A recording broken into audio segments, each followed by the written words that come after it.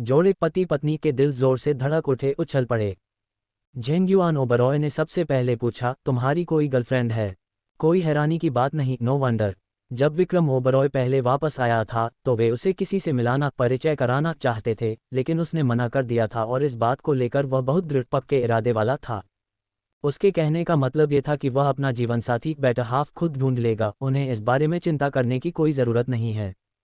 उस समय उनके बीच काफ़ी गतिरोध, तनाव पैदा हो गया था। अब जब उन्होंने इस बारे में सोचा तो इस तरह की बात कहने के लिए पक्का उसका पहले से ही किसी के साथ चक्कर संबंध रहा होगा। लेकिन वह किस परिवार की युवती, लड़की थी? अभी नहीं। विक्रम ओबरॉय ने अपना सिर हिलाया, मैं इस पर काम कर रहा हूँ, कोशिश कर रहा हूँ। क्या तुम किसी को पसंद करते हो? लियू येकिन ने उत्सुकता, बेचैनी से पूछा। अगर उसने कहा था कि वह इस पर काम कर रहा है तो इसका मतलब था कि उसका पहले से ही कोई लक्ष्य, टारगेट पसंद है, वरना उसने ऐसा नहीं कहा होता। हम पति पत्नी की आंखें चौड़ी हो गईं। ऐसा कैसे हो सकता है कि मैंने तुम्हें पिछली बार ऐसा कहते हुए नहीं सुना? मैंने ऐसा कहा तो था। तुमने ऐसा कब कहा था? क्या मैंने आप लोगों को नहीं बताया था कि मैं अपनी पसंद की लड़की खुद ढूंढ लूंगा? पति पत्नी निशब्द, हक्के बक्के रह गए। उस वाक्य के किस शब्द का यह मतलब था कि उसे अपनी पसंद की कोई लड़की मिल गई है? आप लोगों को चिंता करने की कोई ज़रूरत नहीं है, आप निश्चित रूप से उसे पसंद करेंगे। लियू येकिन का दिल जोर से धड़क उठा। वह कौन है? उसका स्वभाव, पर्सनैलिटी कैसा है? वह जी सिटी के किस परिवार से है? जेंग युआन ओबरॉय ने अपनी बात जोड़ी। लियू येकिन ने उसे घूरा। क्या वह केवल एक अमीर युवती ही हो सकती है और कोई आम इंसान नहीं हो सकती? वह खुद एक आम परिवार की लड़की थी। अगर उसने, जेंग युआन ने, उसका पीछा, उसे प्रपोज नहीं किया होता तो क्या आज वह सौतेली माँ होती? वह किसी आम परिवार में भी शादी कर सकती थी और एक अच्छी जिंदगी जी सकती थी। जेंग युआन ओबरॉय उसके घूरने से थोड़ा शर्मिंदा झेप हुए और बड़बड़ाए, मैंने ऐसा नहीं कहा, लेकिन क्या तुम्हें लगता है कि तुम्हारा बेटा किसी आम परिवार की लड़की की तरफ देखेगा भी? विक्रम ओबरॉय के अभिमानी, अहंकारी स्वभाव को देखते हुए कोई आम लड़की उसकी नज़र में कैसे आ सकती थी? यहाँ तक कि शाही राजधानी इंपीरियल कैपिटल की राजकुमारियाँ भी उसे 2 बार मुड़कर देखने पर मजबूर नहीं कर पाईं, तो आम लड़कियों की तो बात ही छोड़ दें। ये सच है। लियू येकिन भी उनकी बात से सहमत थी। वह अपने बेटे को जानती थी। अगर वह दिखने में अच्छा, हैंडसम नहीं होता तो उसका खराब, सख्त मिजाज किसी भी लड़की को पसंद नहीं आता। यहाँ तक कि उसेली परिवार की लड़की लावण्या से मिलवाने, परिचय कराने की उनकी पिछली कोशिश भी उसे नर्म नहीं कर पाई थी। इसके बजाय वह बस भड़क गया, फ्लिप आउट हो गया था। लावण्या अच्छी परवरिश, ब्रीडिंग वाली उन दुर्लभ युवतियों में से एक थी जो प्रतिभाशाली, टैलेंटेड और अच्छे स्वभाव, गुड नेचर्ड वाली दोनों थी। अगर विक्रम ओबरॉय ने इतनी अच्छी लड़की को सीधे तौर पर आउटराइट मना कर दिया था तो बाकी लड़कियों के पास तो कोई मौका ही नहीं होगा। ये सोचकर लियू येकिन का चेहरा अचानक बदल गया। तुम्हें लड़के तो पसंद नहीं हैं, है ना? पफ्ट। फोन के दूसरी तरफ विक्रम ओबरॉय ने थूक दिया, खांसने लगा। वह अपनी ही माँ के इस महान, दिव्य, डिवाइन बयान से हक्का बक्का रह गया था। बिल्कुल नहीं। जेंग युआन ओबरॉय भी हैरान, सदमे में थे। हालांकि उनके कई बेटे थे, लेकिन उन्होंने कभी नहीं सोचा था कि उनका बेटा समलैंगिक गे होगा। माँ अब बहुत ज्यादा सोच रही हैं। विक्रम ओबरॉय को ठंडे पसीने आ गए। मैं सीधा, स्ट्रेट लड़कियों में दिलचस्पी रखने वाला हूँ, लेकिन तुम्हें लावण्या ली परिवार की लड़की तक पसंद नहीं आई। मुझे सच में वह पसंद नहीं है, विक्रम ओबरॉय ने जोर देते हुए, इंसिस्ट करते हुए कहा। मैं जिसे पसंद करता हूँ वह उससे कहीं बेहतर है। इस बार वे दोनों दंग रह गए। ये लड़की लावण्या से भी बेहतर थी। वह कितनी शानदार, आउटस्टैंडिंग होगी। मुझे विश्वास नहीं हो रहा है, लियू येकिन ने साफ तौर पर फ्लैटली कहा। जब तक तुम उसे घर नहीं लाते। इसकी कोई जल्दी नहीं है। ऐसा इसलिए तो नहीं है क्योंकि तुमने उसे अभी तक फंसाया, पाया, कन्विंस किया नहीं है ना? उसने तुरंत पूछा। विक्रम ओबरॉय को समझ नहीं आ रहा था कि वह क्या कहे। इस बात ने उसकी दुखती रग पर हाथ रख दिया था। Touch nerve. पफ्टहा लियू येकिन तुरंत हंस पड़ी। हाय राम ओच, मुझे विश्वास नहीं हो रहा है कि तुमने अभी तक उसे पाया नहीं है, वह तुम्हें मिली नहीं है। वह आमतौर पर इतना अभिमानी, प्राउड रहता था, लेकिन उसे अभी तक वह लड़की नहीं मिली थी। ये बहुत ही मज़ेदार, फनी था। विक्रम ओबरॉय ने जल्दी से कहा, मैं अब और बात नहीं कर सकता, मुझे कुछ काम है। मैं पहले फ़ोन रखता हूँ। ऐसा कहने के बाद उसने फ़ोन काट दिया। वह एक बात पक्की कर कन्फर्म कर सकता था, वह सच में उसकी ही माँ थी। विक्रम ओबरॉय के फ़ोन काटने के बाद जेंग युआन ओबरॉय ने थोड़ी बड़बड़ाहट, ग्रम्बलिंग के साथ अपनी पत्नी की ओर देखा। तुमने अभी तक चीज़ें साफ क्लियर भी नहीं की हैं। विक्रम ओबरॉय अब अपने 20वें दशक 20s में था और शादी को एजेंडे योजना में शामिल करने का समय आ गया था। हालांकि उसे शादी करने की कोई जल्दी नहीं थी, लेकिन प्यार में पड़ने के लिए किसी को ढूंढने का समय आ गया था। अब जब आखिरकार उसकी तरफ से कुछ प्रोग्रेस हुई थी, तो उसकी अपनी ही माँ ने उसका मजाक उड़ाया था, रिडिक्यूल किया था। हम उससे क्या उगलवा सकते हैं? लियू येकिन ने अपने पति पर आंखें घुमाई, रोल की। ऐसा तो नहीं है कि आप अपने बेटे का स्वभाव टेम्पर नहीं जानते हैं। अगर वह ये कहने को तैयार होता तो उसने बहुत पहले ही कह दिया होता। अगर वह नहीं कहना चाहता तो कोई भी उसे इसके लिए मजबूर फोर्स नहीं कर सकता था। अपनी पत्नी के इस खंडन करारे जवाब रिब्यूटल के बाद जेंग्युआन ओबरॉय थोड़े झेप गए, शीपिश हो गए। तो फिर तुम क्या करने वाली हो? आह हॉन्ग हॉन्ग दीदी से पूछूंगी। सही कहा, जेंग्युआन ओबरॉय को अचानक एहसास हुआ। वह अब आह हॉन्ग के यहाँ रह रहा है। उसे पक्का पता होगा। जैसे ही उसने ये कहा, लियू येकिन ने पल्लवी लियू मिनहॉन्ग को फ़ोन किया। बहनों द्वारा एक दूसरे का हाल चाल पूछने के बाद लियू येकिन सीधे मुद्दे पर आ गई। क्या तुम्हें पता है कि विक्रम किसे पसंद करता है? पल्लवी का दिल उछल पड़ा, जोर से धड़कने लगा। उसने तुमसे क्या कहा? उसने पहले ही विक्रम ओबरॉय को हिदायत दी थी कि वह निशा शर्मा के बारे में इतनी जल्दी खुलासा रिवील न करे। अगर विक्रम ओबरॉय ने निशा शर्मा को खुलेआम सबके सामने ला दिया होता तो कौन जानता था कि इससे कितनी बड़ी मुसीबत परेशानी खड़ी हो जाती। वह निशा शर्मा के लिए चीज़ें मुश्किल कठिन नहीं बनाना चाहती थी। उसने कहा कि वह किसी को पसंद करता है। मुझे लगता है चूंकि वह तुम्हारे पड़ोस में रहता है तो तुम्हें पता होगा कि वह कौन है। पल्लवी अपनी बड़ी बहन के सामने हमेशा बहुत ही बेबाक फ्रैंक रही थी। अब जब उससे पूछा गया तो वह थोड़ी हिचकिचाई, हेजिटेंट थी। तुम उसे जानती हो, है ना? लियू येकिन को लगा कि वह सही है। उसने पूछना जारी रखा, मैं ज़्यादा नहीं पूछूंगी, मैं बस इतना जानना चाहती हूँ, उसका स्वभाव, पर्सनैलिटी कैसा है? हम पल्लवी एक पल के लिए हिचकिचाई, लेकिन फिर भी बोली, चिंता मत करो, वह बहुत अच्छी, ग्रेट है। लियू येकिन एक पल के लिए जम गई, ठिठक गई। यहाँ तक कि उसकी अपनी बहन ने भी ऐसा कहा। अगर यह विक्रम ओबरॉय ने कहा होता तो वह समझ सकती थी कि खूबसूरती देखने वाले की आंखों में होती है। लेकिन अगर पल्लवी ने ऐसा कहा था तो उसे यह सोचना पड़ा कि वह लड़की कितनी शानदार, फैंटास्टिक होगी। लियू येकिन अपनी बहन और बेटे को अच्छी तरह जानती थी। वे ऐसे लोग नहीं थे जो इतनी आसानी से प्रभावित, इम्प्रेस हो जाएं। वह अच्छी, शानदार कैसे है? हर तरह से अच्छी है। वह एक बहुत ही बेहतरीन, वंडरफुल युवती है। अगर तुम उससे मिली तो तुम भी उसे पसंद करोगी। लियू येकिन दंग रह गई। इन शब्दों का वजन, अहमियत बहुत ज्यादा भारी था। क्या वह लड़की सच में इतनी अच्छी थी या वह एक इंसान के तौर पर बहुत ही चालाक, श्रूर थी? वह लड़की कहाँ से है? ओह, जब बात मुद्दे पर आई तो पल्लवी की इतना सब कुछ कहने की हिम्मत नहीं हुई। शायद तुम्हें विक्रम के बताने का इंतजार करना चाहिए, मुझे यहाँ कुछ काम है। लियू येकिन ने त्योरियां चढ़ाई, फ्राउन किया, लेकिन बात को आगे नहीं बढ़ाया, जोर नहीं दिया। ठीक है, मैं फिर उसी से पूछ लूंगी। ऐसा कहने के बाद उसने फ़ोन काट दिया। जेंग्युआन ओबरॉय ने बगल से उत्सुक, ईगर नज़रों से उसकी ओर देखा। आह हॉन्ग ने क्या कहा? उसने मुद्दे की कोई बात नहीं कही, बस इतना कहा कि वह लड़की बहुत अच्छी है। लियू येकिन के भाव थोड़े गंभीर थे। इसलिए मैंने वहां जाकर खुद देखने, पता लगाने का फैसला किया है। तुम वहां जा रही हो? जेंग्युआन ओबरॉय हैरान थे। हाँ, कौन जाने कि वह लड़की सच में अच्छी है या नहीं। मुझे खुद जाकर देखना होगा। लेकिन विक्रम, मैं कोई दुष्ट, बुरी सास नहीं हूं, मेरा कुछ भी करने का इरादा नहीं है। आप किस बात से डर रहे हैं? इसके अलावा वह मेरा बेटा है, क्या मैं उसे नुकसान पहुंचाऊंगी? जैसे ही उसकी पत्नी ने घूरा, जेंग्युआन ओबरॉय डर दब गए और बस मन ही मन बड़बड़ा कर रह गए। दूसरी तरफ फोन काटने के बाद पल्लवी ने त्योरियां चढ़ाईं और कुछ देर के लिए सोच विचार, पॉन्डर किया। अंत में उसके भाव अचानक बदल गए और उसने विक्रम ओबरॉय को फ़ोन किया। तुमने अपनी माँ से क्या कहा? पल्लवी लियू येकिन से 10 साल से भी ज़्यादा छोटी थी और जब वह महज सिर्फ 11 साल की थी तब उनके माता पिता का निधन हो गया था, गुजर गए थे। खुशकिस्मती से उस समय तक लियू येकिन काम करना शुरू कर चुकी थी, नौकरी करने लगी थी और उसका भरण पोषण सपोर्ट कर सकती थी। बहनों के लिए एक थोड़े मुश्किल दौर के बाद लियू येकिन ने ओबरॉय परिवार में शादी कर ली और बहनों की जिंदगी बेहतर हो गई। उसके बाद लियू येकिन ने पल्लवी को वो सब कुछ करने में पूरा सहयोग, सपोर्ट दिया जो वह करना चाहती थी। उसे पैसे, फंड दिए और उसका साथ दिया, बैकअप किया। ये कहा जा सकता था कि लियू येकिन ने पल्लवी को एक माँ की तरह पाला था।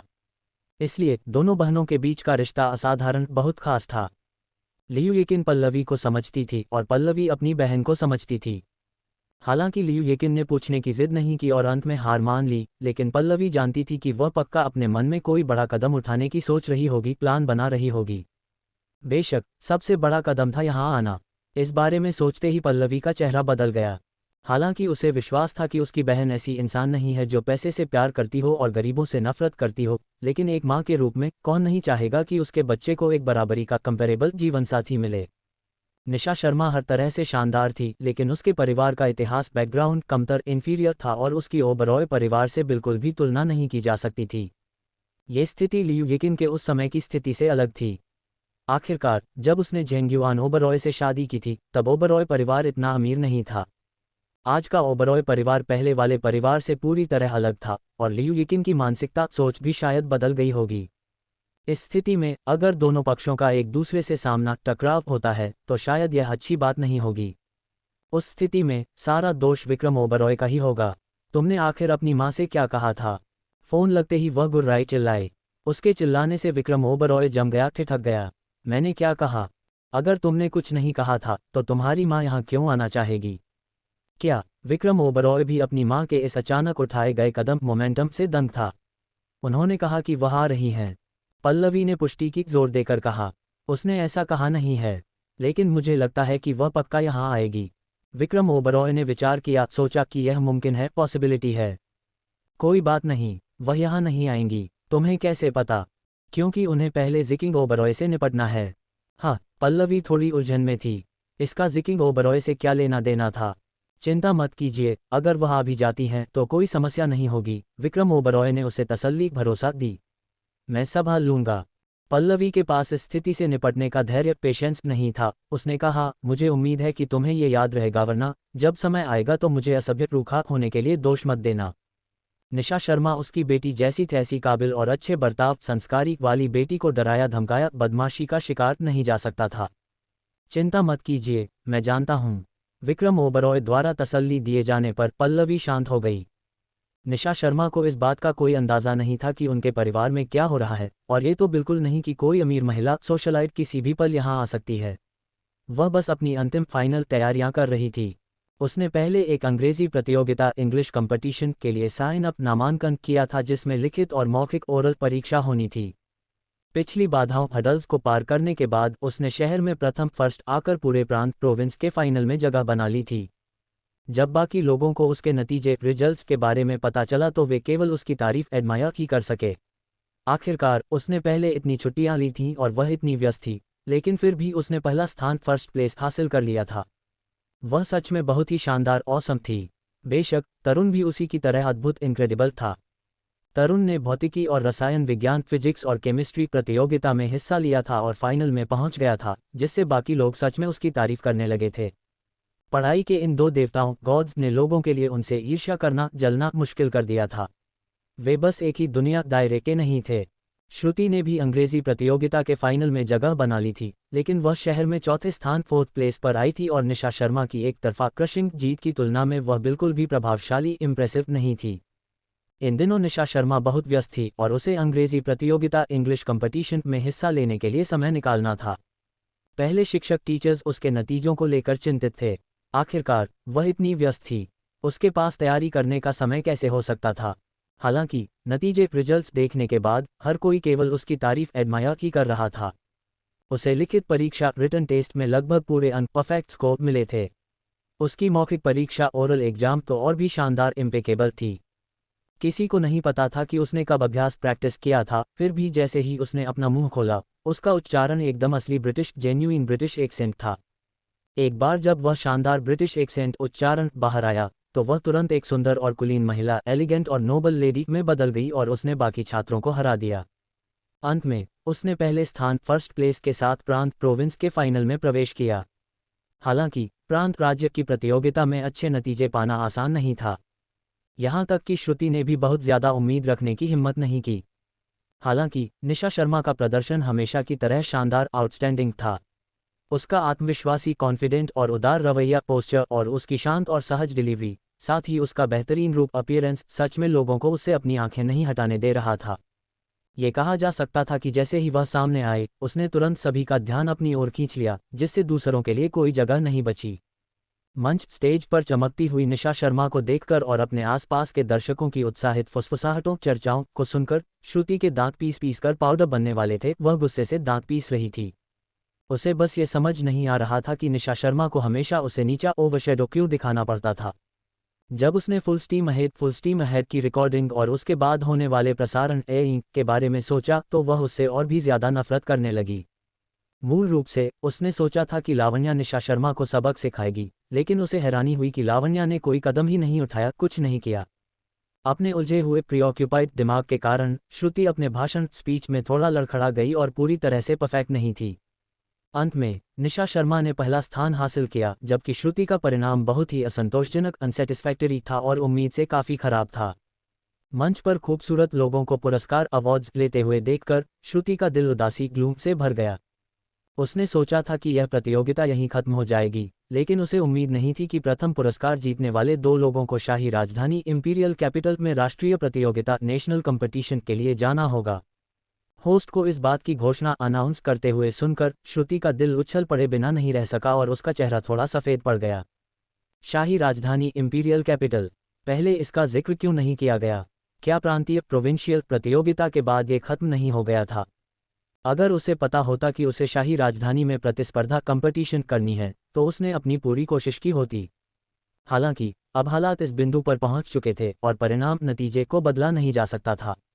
हालांकि श्रुति को उम्मीद नहीं थी कि वापस जाकर बाई मेक्स यू को इस मामले के बारे में बताने के बाद वह बड़ी उम्रदराज महिला अपनी तीव्र प्रतिक्रिया इंटेंस रिएक्शन से उसे हैरान कर देगी।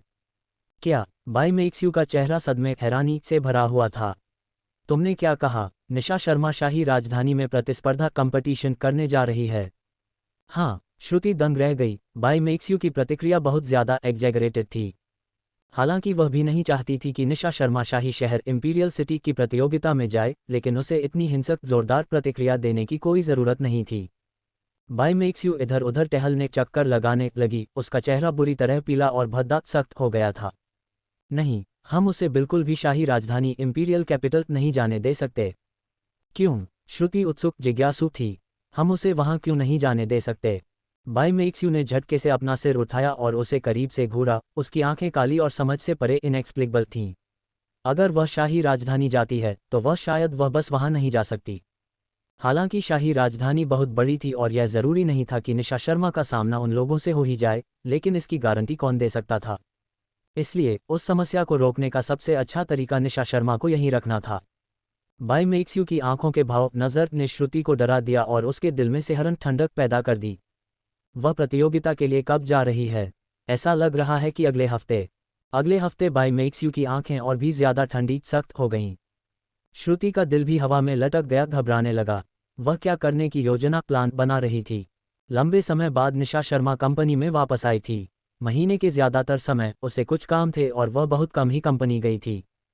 हालांकि भले ही उसने कई क्लास कक्षाएं मिस कर दी थीं, छोड़ दी थी, लेकिन कोई बात नहीं। आखिरकार उसकी समझ, कॉम्प्रिहेंशन और सीखने की क्षमता, एक्विजिशन दोनों ही बाकी लोगों से कहीं ज्यादा मजबूत थीं। असल में लोगों को लगता था कि यह अच्छा ही है कि वह क्लास में नहीं आई। कम से कम उन्हें लगातार कुचला क्रश तो नहीं जा रहा था। शुरू में उन्हें लगता था कि वे जीनियस हैं, लेकिन जब असली जीनियस सामने आया तो यह बहुत ही घुटन स्टिफलिंग भरा एहसास था। अब जबकि निशा शर्मा वापस आ गई थी, कई लोगों का मूड अच्छा नहीं था। इस बार हर कोई उसे और भी ज्यादा सावधानी सतर्कता से देख रहा था। निशा शर्मा तब तक हक्की बक्की दंग रही जब तक उसने दूसरों की बातचीत नहीं सुनी। क्या तुमने इसके बारे में सुना है? बेशक मैंने सुना है। तो क्या हमारे पास मौका नहीं है? मुझे भी यही उम्मीद है। चाहे जो हो जाए, हमें अच्छा प्रदर्शन करना होगा। हमारी कंपनी इस बार 3 लोगों को भेज सकती है, तो फिर हमारी संभावनाएं, चांस भी थोड़ी ज्यादा हैं। बस अफसोस की बात है कि इस बार सिर्फ लड़कियां ही जा सकती हैं। प्रशिक्षुओं ट्रेनीज की फुसफुसाहट कानाफूसी सुनने के बाद निशा शर्मा पहले तो चकरा गई, उलझन में थी, फिर वह समझ गई। वे जिस बारे में चर्चा कर रहे थे वह शायद अगला reality talent show the strongest female group, सबसे मजबूत महिला समूह था। ये कार्यक्रम प्रोग्राम कई बड़ी कंपनियों के बीच एक संयुक्त उद्यम जॉइंट वेंचर था, एक ऐसी प्रतियोगिता कंपटीशन जिसमें बड़ी कंपनियों की महिला प्रशिक्षुओं फीमेल ट्रेनीज को ट्रेनिंग देना शामिल था। एक ग्रुप समूह बनाने के लिए 5 को चुना जाएगा जो फिर एक साथ गतिविधियां एक्टिविटीज करेंगे। ये कंपनियां बहुत अमीर थीं। अगर वे एक साथ आ गईं तो इस गर्ल ग्रुप के पास बहुत सारे संसाधन रिसोर्सेज होंगे, और इस प्रतियोगिता को जीतने के बाद आप अपना डेब्यू पहली बार किसी शो में आना कर सकती हैं। लोग इतने लंबे समय से इतनी कड़ी मेहनत कर रहे थे सिर्फ इसलिए ताकि वे डेब्यू कर सकें। अब जब ये शानदार मौका अवसर सामने था तो कौन नहीं जाना चाहता था। यही वजह थी कि हर कोई इतना नर्वस घबराया हुआ था। निनी और जियाओशी ने श्रुति से इस बारे में पहले ही सुन लिया था और बेहतर सुपीरियर महसूस कर रहे थे क्योंकि उन्हें पहले से ही पता था। लेकिन इसका कोई फ़ायदा नहीं था क्योंकि भले ही उन्हें इसके बारे में पहले से पता हो, लेकिन हो सकता है कि वे न जा पाएं। जो लोग प्रतियोगिता में जाएंगे वे कंपनी के सबसे प्रतिभाशाली टैलेंटेड लोग होंगे। वे काफ़ी अच्छे थे लेकिन यहाँ उनसे भी बेहतर लोग मौजूद थे। जब उन्होंने निशा शर्मा को देखा तो उनके चेहरे और भी ज़्यादा भद्दे उतर गए। अगर निशा शर्मा ने हिस्सा लेना चाहा तो क्या किसी और के पास जीतने का कोई मौका होगा? कई सतर्क सावधान नज़रों के बीच निशा शर्मा के भाव शांत थे। बाकी लोगों ने केवल इस कार्यक्रम के फायदे देखे थे लेकिन उन्हें यह नहीं पता था कि यहाँ परेशानी मुसीबत थी। कार्यक्रम के प्रसारण ब्रॉडकास्ट के दौरान दर्शक व्यूअर्स भारी शिकायत कर रहे होंगे। चूंकि कई बड़ी कंपनियों ने इसे मिलकर जॉइंटली आयोजित किया था तो फिर इसकी एडिटिंग संपादन इतनी खराब क्यों थी? क्या ये सब उनके रिश्तेदारों द्वारा एडिट किया गया था? उसी समय प्रतियोगियों कंटेस्टेंट्स के बारे में कई तरह की आपसी कलह, इनफाइटिंग और नकारात्मक नेगेटिव खबरें सामने आईं। ये काफ़ी बड़ा तमाशा मेज़ था। एक साल के बाद भी शो की हर कोई आलोचना पैनिंग कर रहा था। ये सबसे मजबूत स्ट्रॉन्गेस्ट गर्ल ग्रुप नहीं था, ये सबसे कम समय तक चलने वाला शॉर्टेस्ट लिव्ड गर्ल ग्रुप था। इतनी बड़ी मेहनत से बना ये गर्ल ग्रुप अंत में पूरी तरह से एक आपदा डिजास्टर बर्बाद साबित हुआ। इसके उलट जिन प्रशिक्षुओं ट्रेनीज को गर्ल ग्रुप में नहीं चुना गया था वे अच्छा कर रहे थे। अरे हाँ, शो के डायरेक्टर्स निर्देशकों के बारे में भी कई नकारात्मक नेगेटिव खबरें थीं। ये शो खत्म होने के बाद ही सामने आया जिससे एक और बड़ा तमाशा मेज़ खड़ा हो गया। इसलिए निशा शर्मा को इस शो में ज़्यादा दिलचस्पी नहीं थी। हालांकि सबसे अच्छी प्रशिक्षु बेस्ट ट्रेनी होने के नाते अगर उसे हिस्सा लेने का मौका नहीं मिला तो लोग कंपनी की दूरदृष्टि विजन पर शक करेंगे। जब उसे पहले रिकॉर्डिंग सेशन सत्र के समय के बारे में बताया गया तो निशा शर्मा जम गई, ठिठक गई। यह अंग्रेजी प्रतियोगिता इंग्लिश कंपटीशन से टकराव क्लेश हो रहा था। पहले निशा शर्मा ने नहीं सोचा था कि उसे प्रांत राज्य की प्रतियोगिता के बाद राष्ट्रीय प्रतियोगिता नेशनल कंपटीशन में जाना होगा। हालांकि चूंकि वह जीत गई थी इसलिए वह निश्चित रूप से इस अवसर मौके से इनकार नहीं करेगी। उसे बस इस बात का ख्याल नहीं आया कि इस रिकॉर्डिंग का समय प्रतियोगिता के समय से टकराएगा, क्लेश करेगा। इसके अलावा किसी भी कार्यक्रम को आगे नहीं बढ़ाया, रीशेड्यूल नहीं किया जा सकता था। इसके लिए किसी एक को छोड़ना, ट्रेड ऑफ करना पड़ता। अगर बाकी प्रशिक्षुओं ट्रेनीज को चुनना होता तो way the strongest female group सबसे मजबूत महिला समूह को चुनने में बिल्कुल नहीं हिचकिचाते। आखिरकार यह उनके लिए सबसे अच्छा था। हालांकि निशा शर्मा के लिए, जो पहले से ही इस शो की दयनीय पैथेटिक सच्चाई के बारे में जानती थी, ये चुनाव पक्का नहीं था। राष्ट्रीय अंग्रेजी प्रतियोगिता एक अलग शैली स्टाइल की थी और कॉलेज प्रवेश परीक्षाओं एंट्रेंस एग्जाम्स में अतिरिक्त एक्स्ट्रा अंक पॉइंट्स दिला सकती थी। बेशक वह अतिरिक्त अंकों के बिना भी कॉलेज प्रवेश परीक्षा में अच्छे अंक प्राप्त कर सकती थी। फिर भी पैन यान की उत्साही आंखों को देखने के बाद उसने शो में जाने का फैसला किया। द स्ट्रॉन्गेस्ट फीमेल ग्रुप के बारे में सभी बुरी बातों के बावजूद इस बात से इनकार नहीं किया जा सकता था कि प्रतियोगियों कंटेस्टेंट्स ने अगले साल में अलग अलग स्तर की लोकप्रियता पॉपुलैरिटी हासिल की थी। जब तक इसे ठीक से चलाया जाता इसके बाद के नतीजे फॉलो अप घाटे का सौदा नहीं होते। अपनी ताकत काबिलियत के साथ उसे किसी भी समस्या का सामना करने की चिंता नहीं थी। चूंकि बात ऐसी थी इसलिए उसे राष्ट्रीय अंग्रेजी प्रतियोगिता को ठुकराना मना करना पड़ा। जब उसने टीम का नेतृत्व लीड करने वाली शिक्षिका टीचर को इस फैसले के बारे में बताया तो शिक्षिका ने उसके फैसले का सम्मान किया, हालांकि उसे बहुत अफसोस हुआ। अपनी पसंद चुनाव तय करने के बाद निशा शर्मा ने श्रुति और एक अन्य लड़की फैन यूयंग के साथ ट्रेनिंग शुरू कर दी। प्रैक्टिस करते समय श्रुति की भावनाएं बहुत उलझी हुई कॉम्प्लिकेटेड थीं। निशा शर्मा का यह मौका चांस असल में बाय मेक्स यू ने मुमकिन बनाया था। बेशक निशा शर्मा की काबिलियत को देखते हुए वह निश्चित रूप से कार्यक्रम में हिस्सा ले सकती थी, लेकिन क्या निर्देशक डायरेक्टर जियांग शेंगहे की फिल्म की शूटिंग शुरू होने के लिए तैयार नहीं थी? निशा शर्मा को सेट पर होना था। अगर उसे सेट पर होना था तो उसके पास बाद की प्रतियोगिताओं में हिस्सा लेने का समय नहीं होगा। हालांकि उसका केवल एक सहायक सपोर्टिंग रोल था, लेकिन जियांग शेंगहे एक बेहतरीन उत्कृष्ट निर्देशक थे, ये बात हर कोई समझता था। भले ही रोल छोटा था, लेकिन हर चीज़ को अच्छी तरह से शूट करने में बहुत समय लगता है। उस स्थिति में यह मौका दूसरों को देना ज़्यादा बेहतर था। हालांकि बाय मेक्स यू के समर्थन सपोर्ट के कारण निशा शर्मा यह मौका हासिल करने में कामयाब रही। निशा शर्मा के साथ शो में हिस्सा लेने के ख्याल ने ही श्रुति का मूड बहुत खराब कर दिया था। अगर बाय मेक्स यू ने यह नहीं कहा होता कि निशा शर्मा को शाही राजधानी इंपीरियल कैपिटल जाने की अनुमति नहीं दी जा सकती, तो उसने सोचा होता कि यहाँ कुछ दाल में काला फिशी है। हालांकि बाय मेक्स यू ने यह भी कहा था कि भले ही निशा शर्मा प्रतियोगिता में जाए, ये केवल एक दिन की यात्रा डे ट्रिप होगी। श्रुति को इस बात से तसल्ली मिली। भले ही उसके दिल में अभी भी नाराजगी डिस्प्लेजर थी, लेकिन उसने इसे रोक लिया। निशा शर्मा जानती थी कि श्रुति उससे असंतुष्ट नाराज है। हालांकि उसने इसके बारे में ज़्यादा नहीं सोचा और शांति से अपनी प्रैक्टिस जारी रखी, अपने परफेक्ट मूवमेंट्स, हरकतों, कदमों को और भी ज़्यादा बेदाग इम्पेकेबल बना दिया। जल्द ही द स्ट्रॉन्गेस्ट फीमेल ग्रुप की रिकॉर्डिंग का दिन आ गया। इस दिन निशा शर्मा श्रुति और फैन यूयंग के साथ टीवी स्टेशन पहुंची। द स्ट्रॉन्गेस्ट फीमेल ग्रुप एक ऑनलाइन कार्यक्रम था और इसे केवल ऑनलाइन ही दिखाया जाएगा। दूसरे शब्दों में, जो दर्शक केवल टीवी देखते थे वे इस प्रतियोगिता को नहीं देख पाएंगे। जब वे टीवी स्टेशन पहुंचे तो निशा शर्मा ने कई जाने पहचाने चेहरे देखे, जो सभी अगले 6 महीनों के लिए ऑनलाइन छाए रहने वाले, हॉट रहने वाले थे। हालांकि इस समय ये भविष्य के सितारे डरे हुए, एप्रीहेंसिव थे और उनके चेहरे ये बयां कर रहे थे। निशा शर्मा को देखते ही सभी के भाव थोड़े बदल गए। वह एक मजबूत प्रतिद्वंद्वी राइवल की तरह लग रही थी। इसके अलावा निशा शर्मा की अब ऑनलाइन काफ़ी लोकप्रियता पॉपुलैरिटी थी, तो बाकी लोग उससे कैसे मुकाबला कंपटीशन कर सकते थे। हालांकि रिकॉर्डिंग के पहले राउंड दौर के अंत में हर किसी के मन को शांति राहत मिली, क्योंकि निशा शर्मा बाहर एलिमिनेट हो गई थी। निशा शर्मा ने प्रतियोगिता कंपटीशन से पहले ही समस्या प्रॉब्लम को भांप लिया था। उसे कार्यक्रम की प्रोग्राम टीम द्वारा अजीब तरह से सिली हुई स्ट्रेंजली टेलर पोशाक दी गई थी। उसकी कमर छोटी थी और उसके पैर लंबे थे, जिससे वह लंबी दिखती थी। अगर वह हॉट पैंट के साथ कमर दिखाने वाला वेस्ट बेयरिंग टॉप पहनती तो वह हॉट आकर्षक लगती। हालांकि इस ड्रेस की कमर लंबी थी और ये लगभग उसकी जांघों थाइज तक जाती थी, जिससे उसकी कमर लंबी और पैर छोटे लग रहे थे। ये ड्रेस बिल्कुल भी अच्छी फ्लैटरिंग नहीं लग रही थी। इसे सीधा और ढीला काटा गया था, मानो वह किसी कपड़े के थैले क्लॉथ बैग में हो, और यह बिल्कुल भी उसका फिगर आकार नहीं दिखा रही थी। इसके नीचे थोड़ी सी लेस फीता लगी थी, जो बहुत ही बेतुकी रिडिकुलस लग रही थी। स्कर्ट के रंग भी ऐसे थे जिन्हें पसंद करना मुश्किल था। निशा शर्मा के फिगर और चेहरे के बावजूद वह इसे पहनकर अच्छी नहीं लग रही थी। पैन यान ने उसके मेकअप और कपड़ों आउटफिट को देखकर त्योरियां चढ़ाई फ्राउन किया। वह पहले उलझन में कंफ्यूज था, फिर उसे गुस्सा आ गया। मैं जाकर उनसे बात करता हूँ। यह एक प्रतियोगिता थी, कोई शर्मिंदगी एम्बेरसमेंट का तमाशा नहीं। उन्होंने निशा शर्मा को गंभीरता सीरियसली से लिया ही नहीं था, यह हद हो गई थी। निशा शर्मा ने कोई सवाल नहीं किया। वह पैन यान के पीछे पीछे गई और जल्द ही उन्होंने व्यस्त कॉस्ट्यूम डिज़ाइनर पोशाक डिज़ाइनर को ढूंढ लिया। क्या बात है, जल्दी बताओ, मैं व्यस्त हूँ।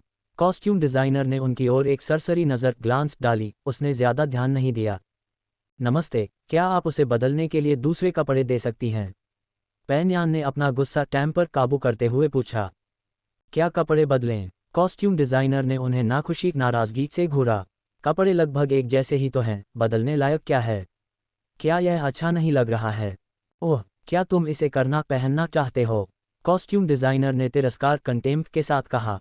पैन भाई, सब ठीक है, चलो वापस चलते हैं। निशा शर्मा ने पैन यान को यहाँ झगड़ा करने से रोक दिया। क्या उसने नहीं देखा कि बाकी लोग कैसे उनकी तरफ देख रहे थे? कॉस्ट्यूम डिज़ाइनर ने उन्हें ऐसी नज़र से देखा जिसका मतलब था, कम से कम तुम्हें पता तो है कि तुम्हारे लिए क्या अच्छा है, और वह वापस अपने काम पर लग गई। पैन यान को एक तरफ खींच लिया गया। वह गुस्से से कांप रहा था। वह साफ तौर पर तुम्हारे साथ खेल मजाक कर रही है। क्या इस तरह के कपड़े पहनकर मंच स्टेज पर जाना शर्मनाक एम्बैरेसिंग नहीं था? कोई बात नहीं, निशा शर्मा ने उसे तसल्ली दी। चलो पहले मेरी एक तस्वीर फ़ोटो खींचो। पैन यान ने त्योरियां चढ़ाईं। तस्वीरें? इस समय वह तस्वीरें क्यों खिंचवाना चाहती थी? हाँ, निशा शर्मा ने सिर हिलाया, यहाँ तक कि उसने एक पोज भी दिया। पैन यान निशब्द स्पीचलेस रह गया। उसने उसकी एक तस्वीर खींची, लेकिन वह आह भरे बिना नहीं रह सका। ये भयानक हॉरिफिक था। बाद में जब वह मंच पर जाएगी तो वे क्या करेंगे? जब वह आह भर रहा था, निशा शर्मा ने कहीं से एक पिन निकाला और कमर पर ड्रेस के साथ कुछ एडजस्टमेंट छेड़छाड़ की, उसे एक अतिरिक्त रफल झालर दी और ड्रेस तुरंत ज्यादा त्रिआयामी थ्री डायमेंशनल उभरी हुई दिखने लगी। जहां तक मेकअप की बात थी, वह उसके लिए भी तैयार थी। उसने थोड़ा सा भारी आईशैडो पोंछ दिया, थोड़ा हल्का आईशैडो लगाया और अपने होंठों के अंदरूनी हिस्से में थोड़ा लाल रंग लगाया, जिससे असली हॉट पिंक शेड बिटन लिप लुक दांतों से कटे हुए होंठों जैसा लुक में बदल गया। पैन यान हक्का बक्का डम्बफाउंडेड रह गया। ये बस एक शानदार स्टनिंग बदलाव था। निशा शर्मा, जो शुरू में थोड़ी पुराने ज़माने की ओल्ड फैशन्ड लग रही थी, अचानक अपनी जवां यूथफुल शैली में लौट आए। वह ड्रेस जिसमें कोई कर्व्स आकार नहीं थे, असल में सुंदर बन गई।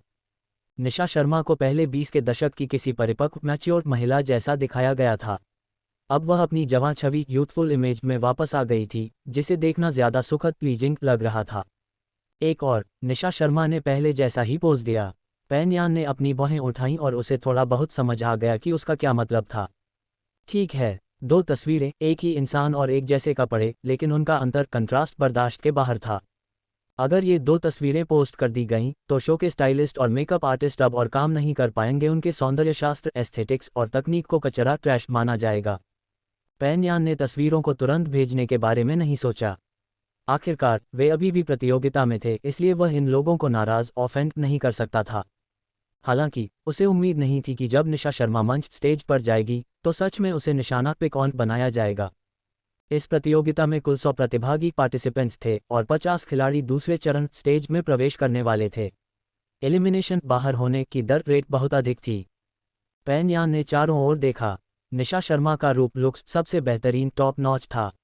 जहां तक उसकी प्रतिभा टैलेंट का सवाल था, उस पर भी कोई बहस नहीं की जा सकती थी। उनकी पूरी कंपनी जानती थी कि निशा शर्मा एक जीनियस है और उसकी क्लास के हर व्यक्ति को उसने बुरी तरह से कुचल दिया था, सबको पीछे छोड़ दिया था।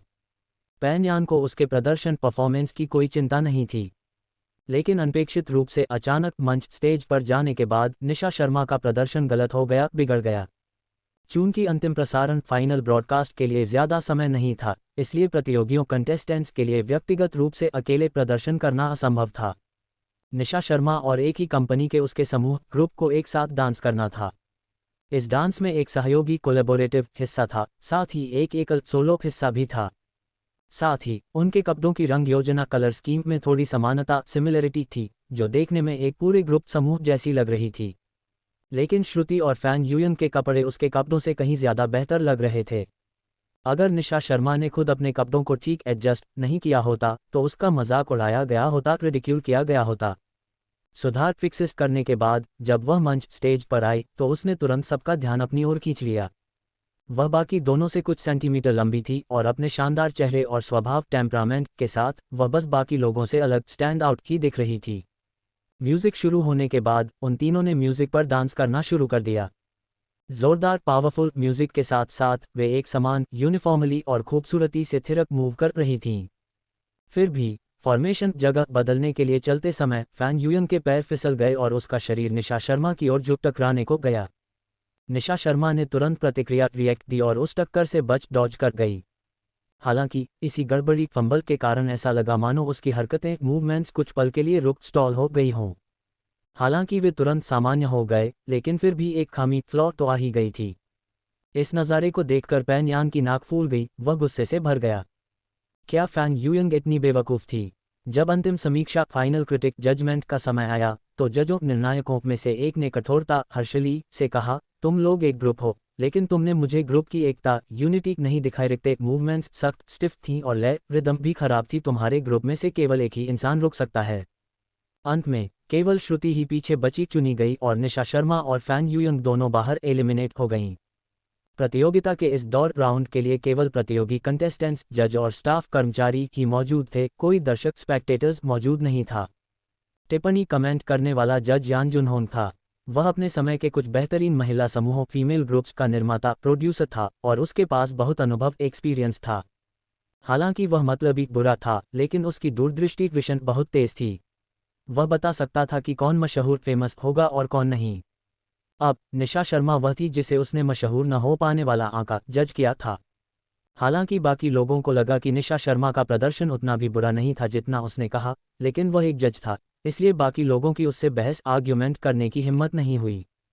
इसके अलावा उनके लिए यह एक अच्छी बात थी कि निशा शर्मा बाहर एलिमिनेट हो गई थी।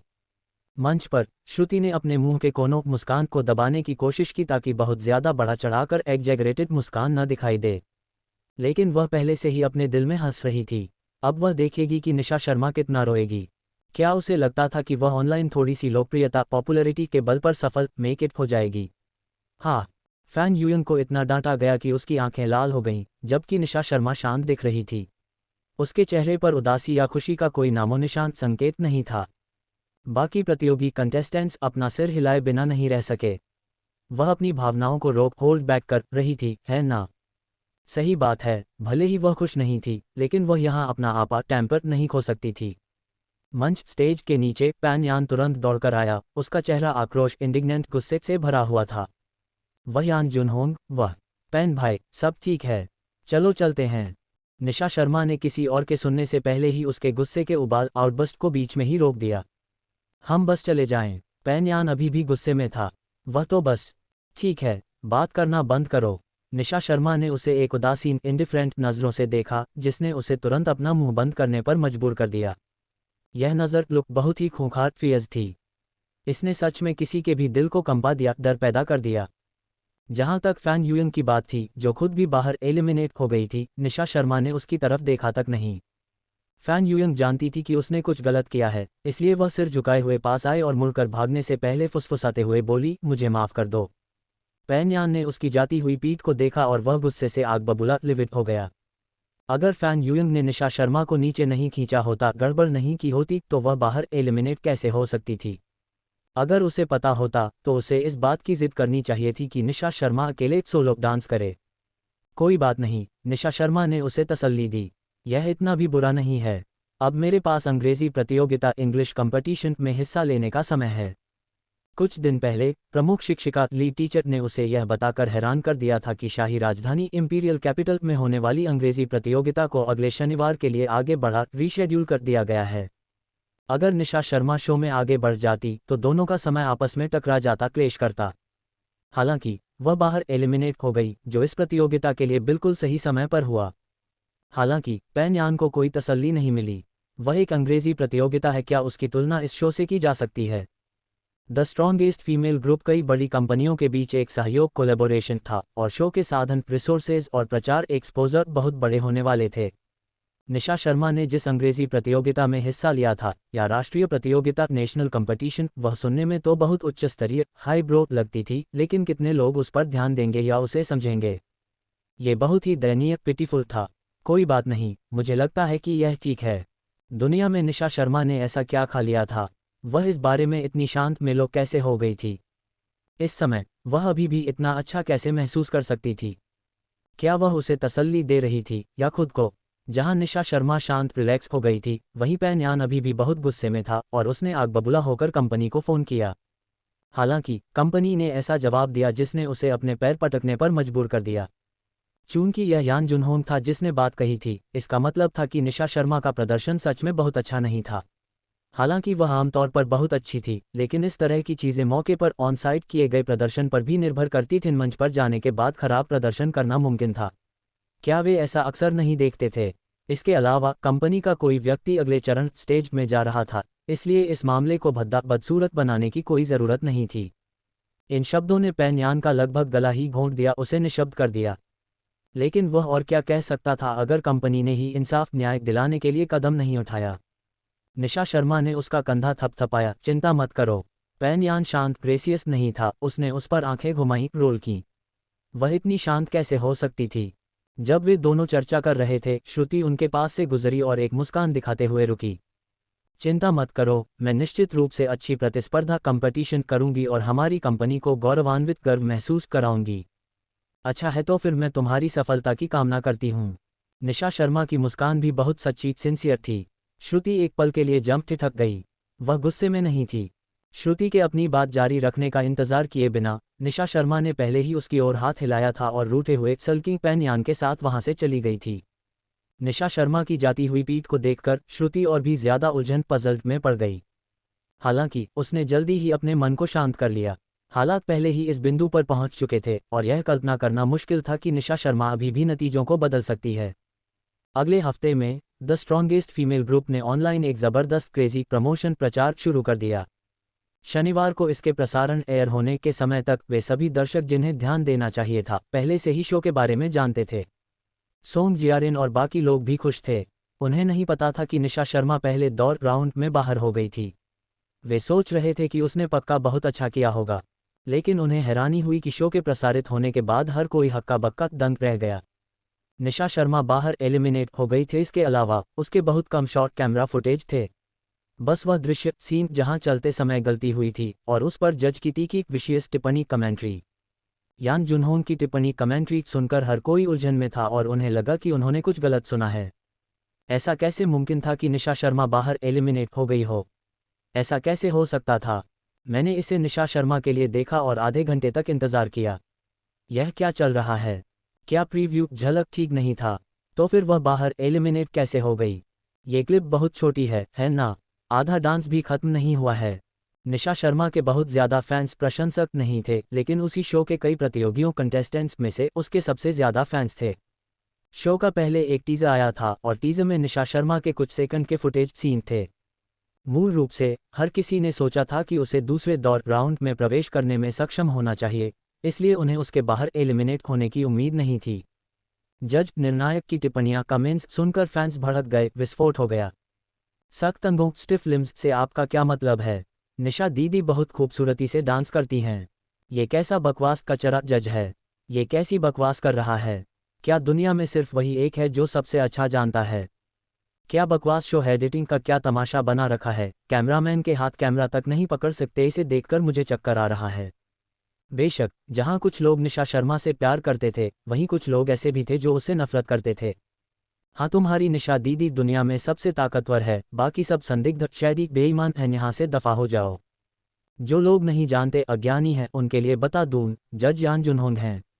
उन्होंने जीएफ ग्रुप लॉन्च किया था, तो वे समीक्षा रिव्यू करने के योग्य नहीं हैं, लेकिन तुम्हारी आइडल पसंदीदा स्टार आगे बढ़ने के योग्य है। शो बहुत अच्छा है, बहुत सारी खूबसूरत लड़कियां हैं और उनकी ताकत फला सो एंड सोप से कहीं बेहतर है। मैं ये शो देखूंगा। उसके पास कोई मास्टरपीस बड़ी उपलब्धि नहीं है, फिर भी उसमें इतना घमंड है। क्या उसे लगता है कि वह दुनिया में सबसे अच्छी है? अगर वह इतनी ही ताकतवर थी तो वह आसमान में क्यों नहीं उड़ गई?